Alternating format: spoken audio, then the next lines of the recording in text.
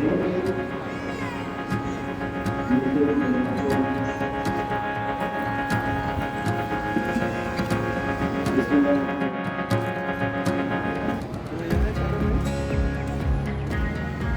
Input পাইনি, কিন্তু এই প্রাণ আরোপণের এই প্যাকেটের মধ্যে আছে। আপনারা এই প্রাণ আরোপণের জন্য দোয়া করবেন, পাশাপাশি আমাদের এই বাংলাদেশ পুলিশের জন্য দোয়া করবেন। আপনাদের পাশে আছি, থাকবো ইনশাল্লাহ, যতদিন আমাদের সমস্যা আছে আপনাদের সাথে থাকবো। অসংখ্য ধন্যবাদ উপস্থিত যারা এই সকাল থেকে আজকে। ভালোই লাগে বাবা, ভালোই লাগে, খুশি হয়েছে,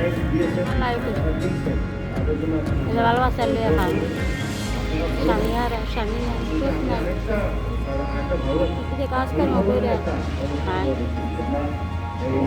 এরকম কাজকর্ম নাই বাবা, এ করু না কিছু নাই।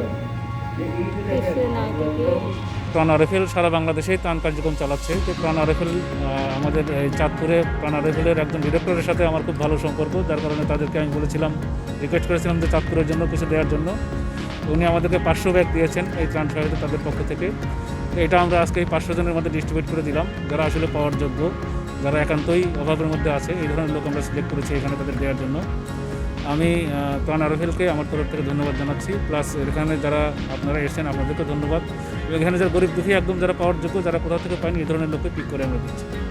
আমাদের এই কার্যক্রম যতদিন আমরা মনে করব যে চালানো দরকার, ততদিন পর্যন্ত অব্যাহত থাকবে। এবং আমার প্ল্যান আছে এখানে অন্তত এই করোনার শেষ মুহূর্তে পর্যন্ত, করোনা শেষ হলেও যদি কেউ কর্মহীন থাকে ততদিন ইনশাল্লাহ চালিয়ে দেবো।